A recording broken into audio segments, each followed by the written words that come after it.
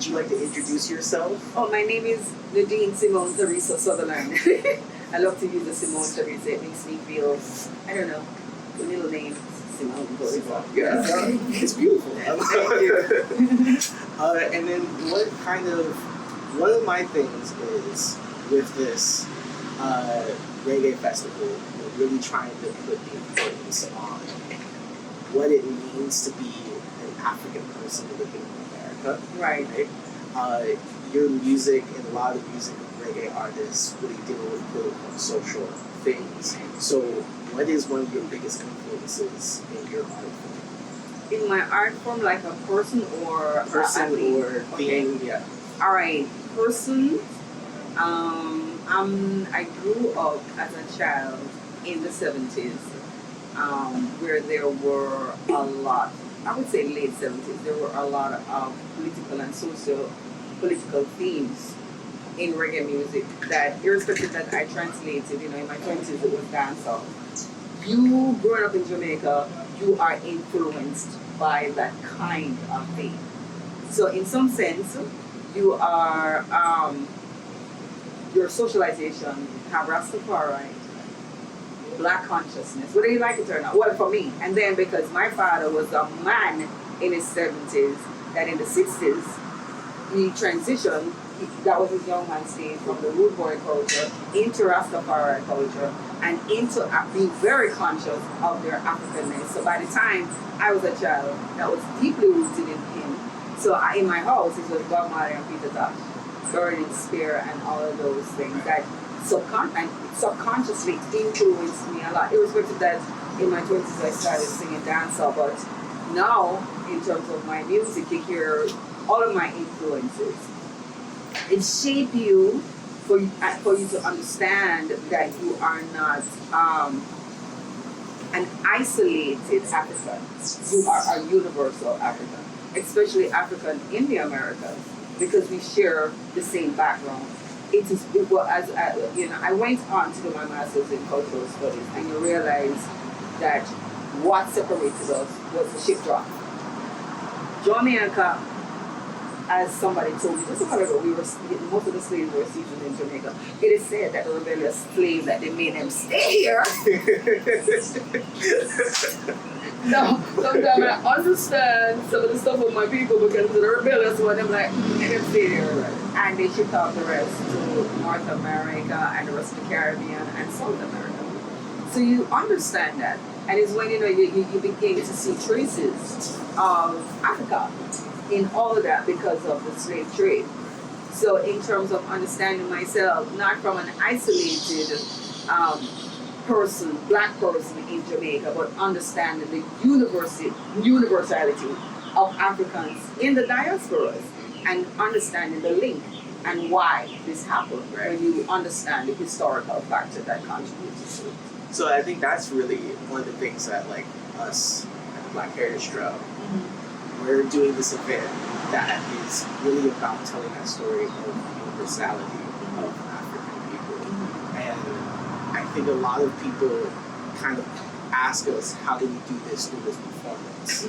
So how do you, when you perform live, how do you get that message across? How is it still a social, political activism in the music? The emancipation of Juneteenth is when African Americans were emancipated. They have to understand that when one set of Africans get emancipated, the whole race is lifted, right? So when I go and perform, that is in the back of my head, celebrating that, the lifting, the movement of the Africans in general, per se. So it's not a thing that I'm a Caribbean woman. I am an African woman. So I celebrate whatever with the movement and upliftment of my people. So when I'm performing on Juneteenth, that is in my head, that is in my mind. Why I perform the way that I do, why I sing the way that I do, why I move my hips the way that I do. It's all from that trajectory. And you see it in African America. It's the same thing. It might be, it might be expressed a little bit differently, but it's the same thing that you see. You see it here, the rhythm of hip hop and the dialect of hip hop. You see the roots from Africa. Right. You see how African Americans, the way they speak, they also had syncretism in their language, just like us. So it's not a separate thing. It's a celebration for all Africans across the world. So that's how I see it as a Caribbean, a woman of Caribbean descent, of having African roots in me, celebrating my brothers and my sisters. Right. It was a ship drop. So that is how I've seen it. I'm coming with that approach, a celebration, an upliftment, a sharing, and a bonding of our commonality. That's amazing and so beautiful, and like even speaks to your music as well. Like saying that you put your heart and your body, and you can see some soul in the music that you make, and as well as when you perform. You're coming from Jamaica, going to New Hampshire, which is a predominantly white state. If you didn't know, now you know. But I think that's one thing that we're taking this to Portsmouth, New Hampshire. I am excited to bring such a cultural and like invigorating event. But what should people expect from an event like this, from performances from me, Glenn, Ricky, Onyx, Lady G? Like, what should they expect? What should they be coming prepared for? Great early music, of course. Yes. Yes, great performances. I mean, you have some of the best. But you're going to see the expression of Africanness from that perspective, from a Caribbean perspective. You're going to see that expression. And we're just here to, you're going to feel the uplifting vibration, our celebration. And that is what people should expect. So we're looking forward in doing all of that. I think I'm going to sing my song in my blood, Oh, okay. Yeah, I'm going to sing my song. You heard it here first. This is what's happening at the festival. So how did you get into the business? Okay, I was a kid that was always dancing and getting slapped in my hand because I always had a strange ability to run myself. And my grandmother was just like a gas lady. She's like, where she's going to turn big. It's like whatever. I could just look at anything, dance-wise, ballet too.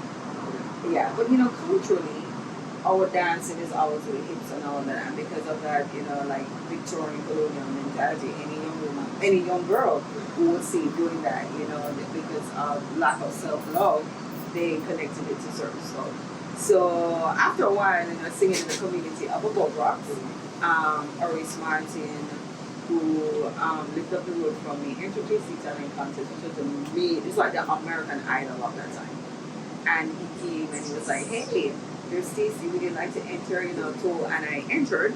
Stacey won the preliminaries and went on to the finals and sang Buckingham Palace, which I didn't know was a weak song.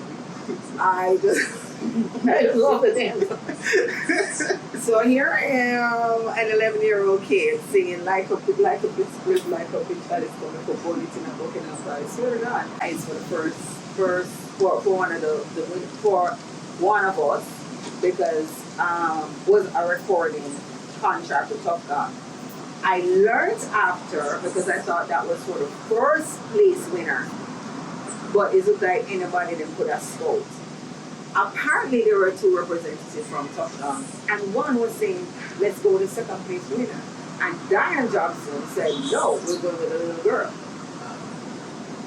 So that is how I got that opportunity. The first place granted me a first song, which was Salvation on the Land, produced by the man who said he wanted to go with the second. Danny Davis. And that's how I got into the business from I was a little girl, from I was 11. Bob was in the studio, my mom was in the studio with my first recording, looking at everything, and I'm very, very thankful for my past, because here I am. It's going to be 44 years since I'm 55. I've been in the business, and I'm still going strong. There are times when, I'm like, it is over.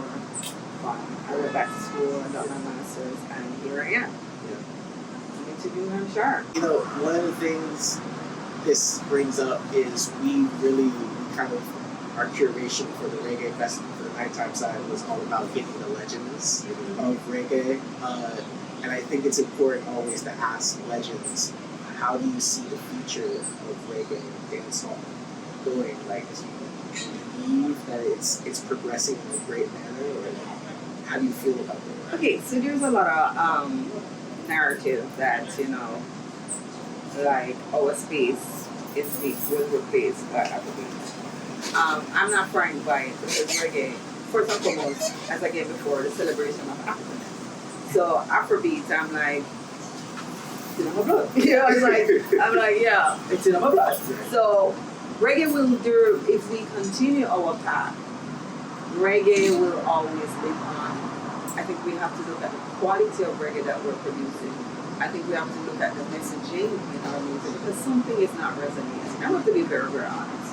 For the last couple of years, something has not resonated with our music in terms of its people feeling that connection towards it. So we need some serious self-reflection to say, okay, artists in general, what could it be?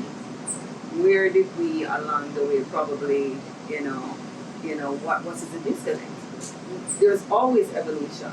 So nobody's saying anything that, you must evolve, but there's a disconnect that people have to put in their heads to say, okay, something, is not working through. It's not connected, right? So reggae will endure forever, dancehall too, I believe. And yeah, Jamaican music have a vibe, have an essence, Reggae is the music of our people. At the time when reggae came, when reggae was in its birth, the popular culture at that time was black narrative, strong black narrative. But people also forget their love songs on reggae, their Christian songs on reggae. Reggae is a musical expression used by the Jamaican people to express their different emotions, different things that happen in life. Their sexuality, their love, whatever, that is reggae music, their consciousness, their thought, whatever their thoughts are, they put it on that rhythm. So too is dancehall. And dancehall is also, some people just always associate it with, like X-rated lyrics, which is untrue. And there are some really basic stereotypes for the two musical genres that people are not looking beyond. So if this is the music for us, we will always be expressing ourselves forever. What are you most excited for in your performance? Okay, in general, I'm a Gladys when I'm on stage. Yeah. Wine up myself. Somebody said to me, what do you do for a living? I said, I wine for a living. And I jokingly say that, I'm just excited to be there too. I've never performed in New Hampshire. I'm totally excited to be there. I mean, I think there's some historical factor when I go there that I want to, apart from my performance, that I want to source in terms of Africans in New Hampshire. And I think it has its unique history. So apart from going there and performing, I want to see the place. I've never been there. I want to see, everything that I've heard about it and see what it's all about and feel it's anything. Yeah. And it's amazing energy. Just like with us coming here, this has been an amazing trip where we learned a lot, especially learning like what you were talking about, this being the drop-off point for African slaves to be seasoned here in a sense. Like the slave trade was perfected here in Jamaica, and then it was taught to us. And I think it's always great to have these important conversations. I know, but it's strange with like some black people. Yeah. They're uncomfortable. They are. With slavery.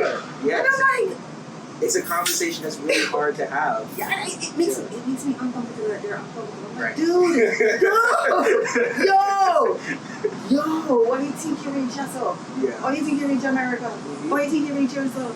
You never did just drop off. It's because of the slave route, and they're we focus so much on slavery. You have to focus on the past to see what your future is. You have to focus on a lot of the issues that we have here right now. It's because of slavery. It's because of slavery and that whole thing, and a lot of issues that America also has is because of slavery. So if you were gonna look to rectify your future and to look at it honestly, you have to look at the past. Right. But hey, I whine for it. I know. I think that really goes into like what our mission is. And we use the same focus of it, which means go back and get it. Mm-hmm. And that's literally about us going back into the past, seeing that history and using it to help the future. So I think that your performance, the reggae festival, all of it together will create such a wonderful experience for people to come, not just be entertained, but also learn about culture that they've never seen before and learn about the history of their own people. I hope so. I hope so that this will be, a chance, apart from being entertained, being educated. There's a term that was coined called edutainment, which I really like, Thank you so much for having me. And you will be able to see Nadine live in person on Saturday, June 17th. Excited. Portsmouth, New Hampshire, Strawberry Banke. So come out, get your tickets as soon as you can. Yeah. Thank you.